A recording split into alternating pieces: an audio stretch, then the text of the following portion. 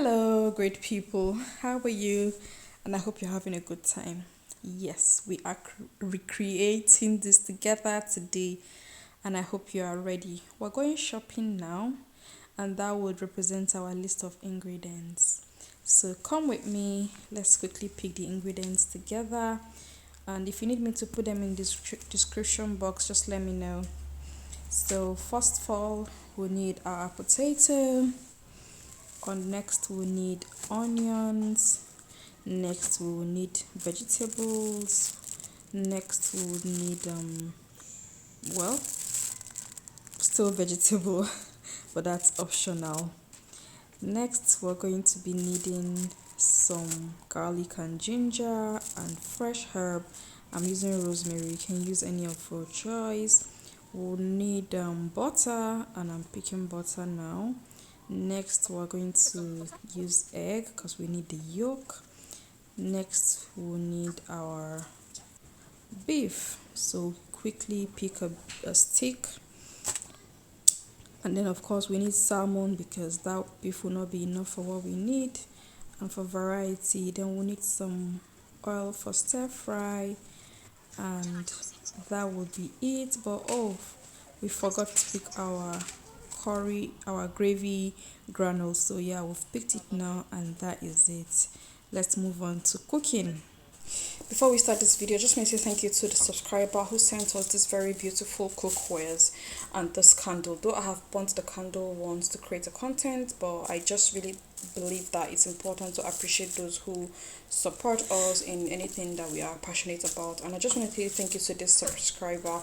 You know yourself, and I know you don't want to you might not appreciate your name being mentioned, so yeah, thank you for this. And you said particularly you wanted it to be used for content, and yeah, it's going to be used for content. Thank you very much, and thank you very much. Please subscribe and like this content, because as you can see, there's so much pressure for it to get to grow and do well. Thank you so much. God bless. Bye. So back to cooking now. First thing we'll do is to prepare our steak, and all we're doing now is to rinse, and then in a dry clean pan we'll put some olive oil and sprinkle some salt, very little, and then put in the steak and then sear it until we get the proper brown color that we need. We're just achieving the brown color. It's going to be completely cooked in the oven. However, we're adding some herbs. Remember the rosemary we got, we're using it here. And then we'll keep turning it because we don't want it to stick to the pan to a very large extent. That's just the essence. So we'll keep turning. We'll add more herbs. That is garlic, and that is onion, fresh garlic and fresh onion. So we'll keep stirring, and then until we achieve the color that we need. We're almost getting there. However, we still need to give it some more flavor and taste. So I'm adding seasoning cube now. And then after that, all we need to do is just let it cook for a bit. We just need that color. We're also adding some pepper. Pepper is optional for those who do not want pepper, but we need pepper in our food, so I'm adding that. And then we need some more herbs. This time around is dry, and it's just going to get incorporated with some more onions before it goes into the oven. Remember that we are going to fully cook it, but under slow heat for like 150 degree, under maybe 20 to 30 minutes. Just slow cooking so that we can get that very tender texture, and of course the flavor can go in easily. You don't need to add more oil, just let it cook gently. If you need a little water, you can, but the beef itself is going to release some water, so you don't need all that. Anyways, we're ready now to put it in the oven, and every flavor has been incorporated. This stage is very important because that is going to really help the taste of our food, and of course the aroma. So now we're going to put it in the pan and then put it straight in the oven, 150 degree for 30 to 45 minutes, but keep checking. So once that is done, the next thing we're going to do is to prepare our mash. But before then, the ancestors said we should add some pepper and salt. So let's do that.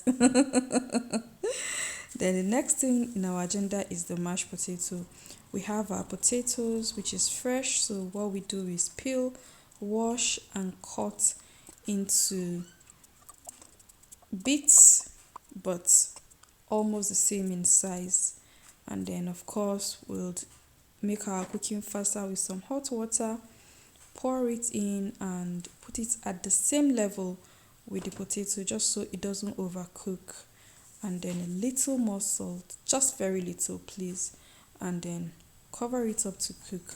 While that is cooking, we're going to put our egg yolk. This egg is optional, however, I just believe it's going to change the game. Now our beef is ready. We've lost some moisture, but we can always add. So I've just added a little, and I'm going to just dump it back in the oven just to keep warm. But it is cooked already and it tastes delicious. Our potato is ready, however, it has some more moisture. So instead of sieving and losing that moisture and nutrients, I'm going to leave it to just cook a little bit under low heat, and so it will soak up the water, and then later we'll mash it. But before that happens, let's prepare our vegetables. The vegetables we're using are peas, some tender stem, and carrots. So you can use any vegetable of your choice, but the tender stem is actually optional. But then peas and carrots, very important. So I'm blanching this.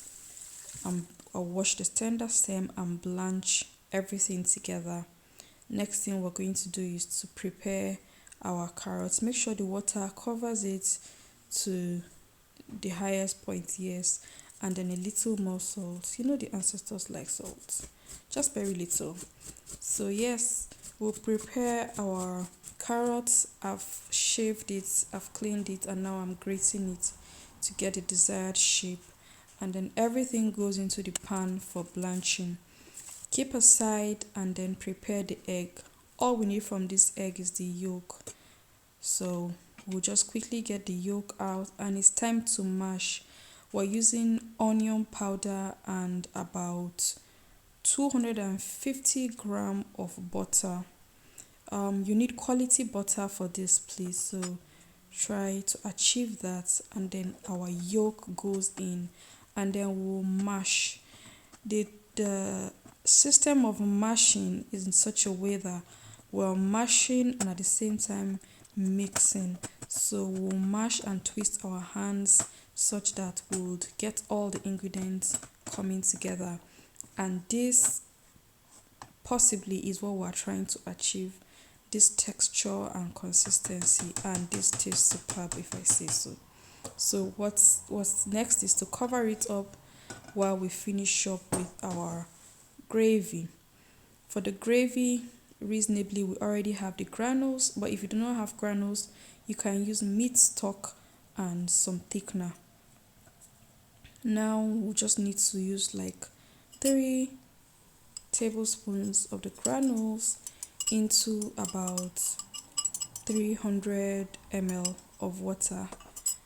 If it's not enough, you can add, but it's better to just be perfectly consistent, not too thick and not too light. Make sure you control it from having balls. And the next thing we do is to sieve our vegetables. The vegetables are tender now, so they do not need to cook for so long. Once they are in the pan, you just need to flavor them and they are ready. So now what I'm going to do is, in the same pan where we seared our beef, we're going to quickly just stir our vegetables. So we're adding some garlic powder, some ginger powder, and a pinch of salt with black pepper. Very little salt, please. We just need a little taste to bring everything together. And stir fry. Once that is done, our food is absolutely ready, and we'll serve.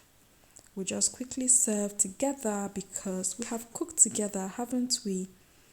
And if you have watched this far, thank you very much. I hope you're enjoying the video as much as I enjoyed preparing it.